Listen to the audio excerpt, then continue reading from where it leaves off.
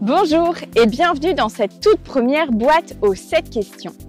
Nous vous proposons chaque mois de poser vos questions techniques autour de l'élevage et des fourrages sur nos réseaux sociaux, Instagram, YouTube ou TikTok, et nous sélectionnerons les questions que nous trouvons les plus intéressantes pour y répondre en vidéo. Pour le mois d'août, nous avons donc choisi les questions autour de l'élevage des génisses et des fourrages puisque les récoltes arrivent. Alors prenez le temps de vous faire couler un café, réchauffer un thé ou prendre une bière au frigo si c'est l'heure de l'apéro et installons-nous pour que je puisse répondre à vos questions. La première question a été posée par Quentin. Il nous demande: quels moyens utilisez-vous pour faire face aux problèmes respiratoires chez les veaux? C'est une question assez vague. Les premières recommandations vont être autour de l'aménagement de la nurserie. Il est évidemment conseillé d'avoir une nurserie qui est plutôt saine, bien ventilée et lumineuse.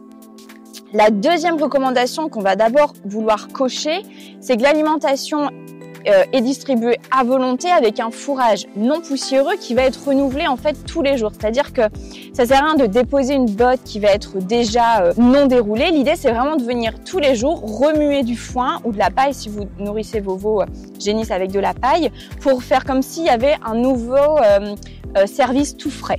Un autre point qui est important, c'est que l'accès à l'eau dès les plus jeunes âges doivent être mis à volonté.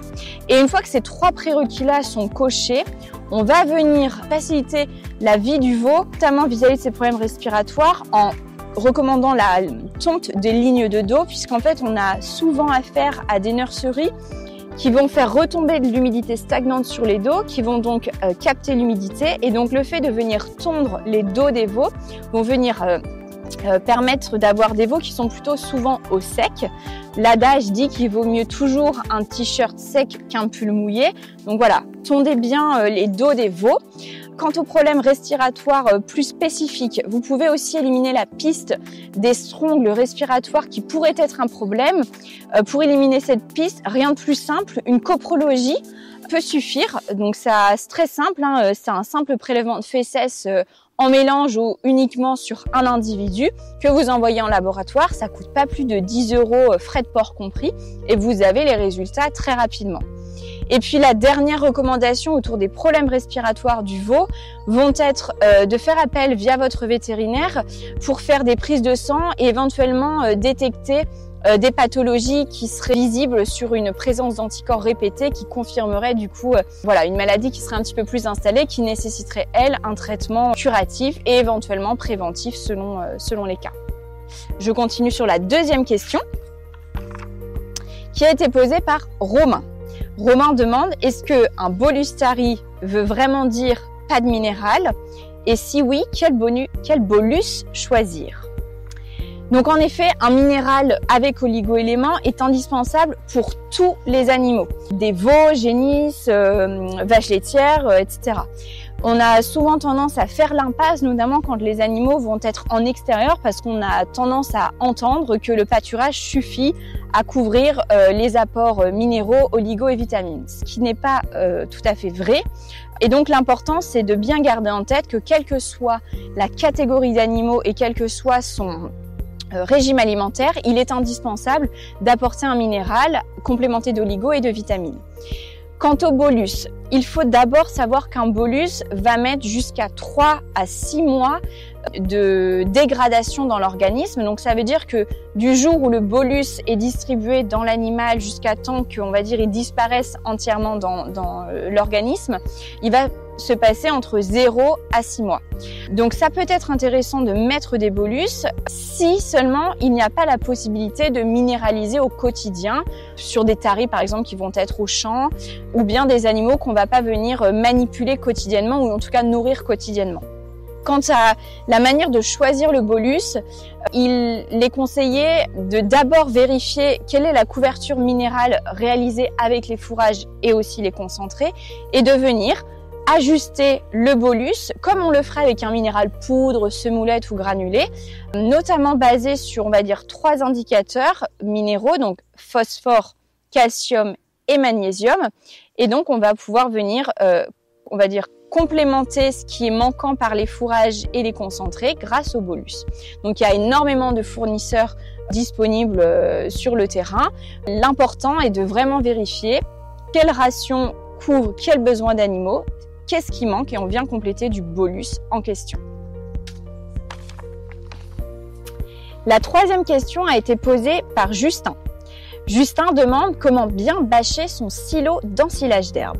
Avant de parler bâche, il faut parler tassage, qu'on soit en ensilage d'herbe, de sorgho, de maïs ou peu importe le fourrage qui est récolté en ensilage. Bien tasser, c'est le premier indispensable avant d'envisager de bien bâcher. Donc, si on fait un peu un checkpoint des indispensables pour réussir son chantier d'ensilage, ça va être de nettoyer, karchériser les murs et les sols de votre silo, de bien bâcher les murs jusqu'au début des sols du silo pour préparer en fait l'arrivée de l'ensilage. Il ne faut pas que l'ensilage soit en contact avec les murs du silo. Et ensuite, c'est lors de l'approvisionnement des remorques qui arrivent d'ensilage qu'on va venir tasser par couche maximum de 20-30 cm au fur et à mesure. On dit toujours que sur un chantier d'ensilage, c'est le tasseur qui donne le rythme. Et ce n'est pas l'arrivée des remorques qui doit donner un peu le speed sur le tasseur. Il faut vraiment que ce soit le tasseur qui dise « Ok, les remorques, elles attendent tant que j'ai pas bien tassé au fur et à mesure ». Une fois que le silo est bien tassé, on va donc prendre le temps de bâcher le silo. Il est recommandé de bâcher le silo maximum 2 heures après la fin du tassage. Donc l'idée, c'est de le faire dans la foulée. Il y a à peine le temps de boire une bière en vérité, et ensuite on bâche tous ensemble. Le bâchage, on recommande 2 sous-films. Donc un premier sous-film de 40 microns qui va venir vraiment épouser la forme du tas. Puis un autre film plutôt autour de 150 microns qui va venir fermer hermétiquement le tas pour justement faciliter les fermentations. Et ces 2 films-là vont être recouverts d'une géomembrane, d'un géotextile et dans l'idéal d'un filet qui permettra d'éviter aux rongeurs et puis aussi aux oiseaux de venir détruire le tas. Notre dernier conseil va être autour de l'utilisation des pneus. Il est plutôt recommandé d'utiliser des silos-sacs qui sont plutôt en forme de boudin pour venir fixer les bâches, puisqu'en fait les pneus ont 2 inconvénients. Le premier vont être de faire des zones circulaires de tassage. Donc ça veut dire qu'au milieu du pneu, ça va être moins bien tassé que sur la circonférence du pneu. Et l'autre désavantage des pneus vont être que c'est très souvent un nid à rongeurs, mais aussi à guêpes. Et donc, c'est évidemment pas ce qu'on recommande sur les tas d'ensilage. La 4e question a été posée par Clément. Clément demande, est-ce que l'ajout de conservateurs dans un silo de maïs est vraiment pertinent? Alors, je vais élargir la question à d'autres types d'ensilage, herbes, luzerne, etc. Et pour répondre à cette question, la réponse va être un peu dite de normand. Tout va dépendre de l'objectif que vous recherchez. Il faut garder en tête qu'un conservateur a un intérêt dans le cadre de stimuler les fermentations lactiques d'un ensilage. Donc ça veut dire qu'on va limiter les pertes de matière sèche de l'ensilage. On va aussi limiter l'apparition de type moisissure, etc. Et donc tout ça, évidemment, tous les agriculteurs le recherchent. Sauf qu'il est bien important de garder en tête que l'application d'un conservateur sur un silo n'est intéressant que sur un ensilage qui est déjà bien réussi. Jamais un conservateur ne sauvera un ensilage raté, dit de mauvaise qualité. Donc, appliquer un conservateur sur un silo, oui, mais seulement si vous avez déjà des bonnes conditions de récolte, à savoir une bonne valeur azotée, un silo qui est bien tassé, un silo qui a été fermé correctement et hermétiquement, et ne pensez pas pouvoir réajuster des valeurs alimentaires en intégrant un conservateur dans un silo d'ensilage. Et aussi autre chose, un conservateur n'accélère pas l'ouverture possible d'un silo. On a tendance à entendre que sur le terrain, quand on est un peu à court de stock, on va récolter son ensilage et si on met un conservateur, clairement dans 3 semaines, on pourra ouvrir notre silo, il sera stabilisé. C'est pas tout à fait exact. Forcément qu'un conservateur va accélérer la fermentation, mais ne va pas permettre de stabiliser définitivement le silo en seulement 3 semaines. Il est recommandé d'ouvrir son ensilage au moins après 1 mois et demi de fermentation, soit aidée d'un conservateur, soit naturelle, c'est-à-dire sans conservateur. Donc, Oui, c'est pertinent, mais seulement sur des ensilages qui sont récoltés sous de bonnes conditions. Autre chose sur les conservateurs, vous trouverez sur le marché énormément de fournisseurs de conservateurs à ensilage. Nous vous recommandons d'en acheter seulement auprès des 4 fabricants qui détiennent des licences qui permettent de travailler les fermentations qui sont en fait initiées par le conservateur. Et donc pour ça, il y a 4 noms d'entreprises à retenir qui sont Pionnier, Schaumann, l'Allemand et Christensen. Donc rapprochez-vous de l'un de ces 4 fabricants détenteurs des licences et des numéros d'agrément pour appliquer des conservateurs qui seront de qualité. Le risque d'acheter auprès de fournisseurs, c'est qu'en fait, ils rachètent des souches de fermentation qui ne sont pas forcément aussi efficaces et améliorées que les fabricants que je viens de vous citer. Passons maintenant à la 5e question. Donc la 5e question a été posée cette fois-ci par une fille, puisque les filles aussi peuvent poser des questions sur nos réseaux sociaux. Donc c'est Sophie qui nous a posé la question « Pourquoi lorsque l'on castre le maïs, on enlève la fleur mâle ?» Alors c'est vrai, vous l'avez peut-être vu, on a fait récemment des vidéos autour du maïs dans lesquelles on présentait la reproduction des plants de maïs et notamment la floraison mâle et la floraison femelle. Il existe certaines pratiques de castration du maïs et cela n'a d'intérêt que dans les champs dits de maïs semence.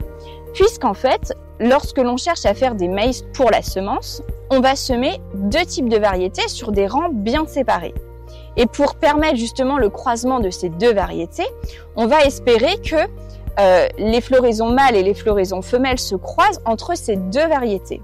Et pour éviter que seule une variété ne se reproduise, puisqu'en fait on peut faire reproduire du maïs uniquement sur un plant, puisque sa floraison femelle va être faite avec la panicule, donc c'est ce que l'on voit en haut des plants, et ça va se reproduire avec donc les soies qui émergent des épis.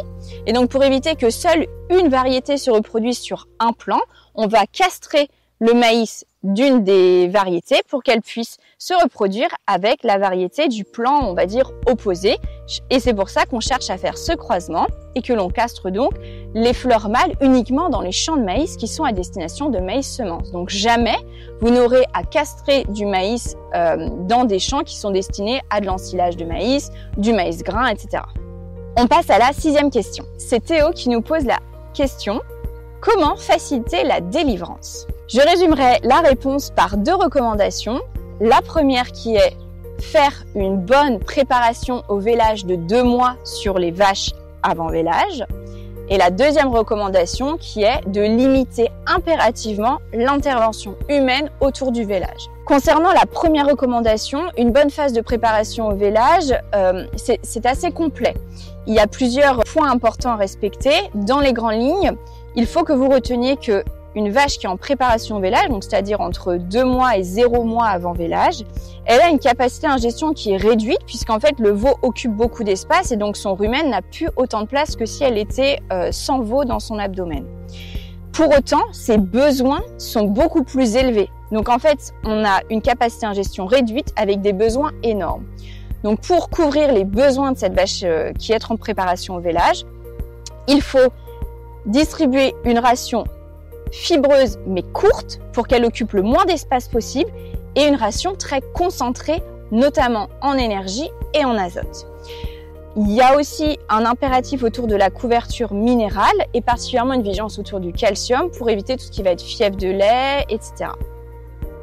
Et puis concernant l'interventionnisme autour du vélage, évidemment que si la vache ou le veau est en danger, il est judicieux d'intervenir, mais l'idée c'est qu'on a tendance à voir sur le terrain des éleveurs qui vont intervenir soit de manière systématique, soit de manière trop anticipée sur des vélages qui finalement se seraient déroulés naturellement. Et il a été prouvé que plus l'éleveur ou le vétérinaire intervient lors d'un vélage, plus le risque de non-délivrance arrive. On passe à la 7e et dernière question. Elle a été posée par un autre Romain qui demande « Faut-il obligatoirement modifier la ration quand les vaches laitières sortent au pâturage ?» La réponse est évidemment oui. Quand une vache laitière va sortir au pâturage, l'objectif est bien qu'elle mange du pâturage, de l'herbe. Et pour qu'elle valorise cette ration à base d'herbe, il faut forcément que la ration qui est distribuée au bâtiment soit ajustée. Qu'elle soit ajustée en termes de quantité, pour que l'on puisse être sûr que au pâturage, elle va manger ce qu'on lui offre dans un paddock, mais aussi en termes de qualité. Et donc pour cela, on va venir ajuster soit les types de fourrage qui sont distribués, en enlevant par exemple un ensilage d'herbe si on sait qu'elle peut aller chercher de l'herbe au champ, mais aussi en ajustant les concentrés, qu'ils soient distribués dans une mélangeuse ou au DAC, peu importe, ou à la main, puisqu'en fait les pâturages selon les périodes de l'année vont apporter des valeurs alimentaires, énergie ou azotées qui vont varier, et donc on va pouvoir en fonction de ces qualités diminuer ou augmenter dans certains cas les concentrés de manière à être sûr que les besoins de la vache sont couverts. On vous recommande de faire vérifier vos rations quand les vaches sortent au pâturage, mais aussi quand les vaches sont sur des régimes 100% herbe. Et ça, vous pouvez le vérifier notamment avec un herbomètre. Et puis n'oubliez pas que l'intervention d'un nutritionniste ou d'un conseiller d'élevage indépendant est souvent plus pertinent qu'un technico-commercial vendeur d'aliments, notamment dans l'ajustement des rations sur des transitions alimentaires telles que des vaches qui vont au pâturage. Nous venons de répondre aux 7 premières questions du mois d'août. Nous vous retrouverons au mois de septembre avec 7 autres questions que nous aurons sélectionnées. N'oubliez pas que vous pouvez poser vos questions soit en commentaire de cette vidéo, mais aussi sur Instagram ou sur TikTok, ou bien par mail à bonjour@conseillenagriculture.fr. Vous pouvez retrouver énormément d'informations techniques sur notre site. Et puis surtout, abonnez-vous à notre chaîne YouTube pour rester averti dès qu'une nouvelle vidéo paraît. À bientôt!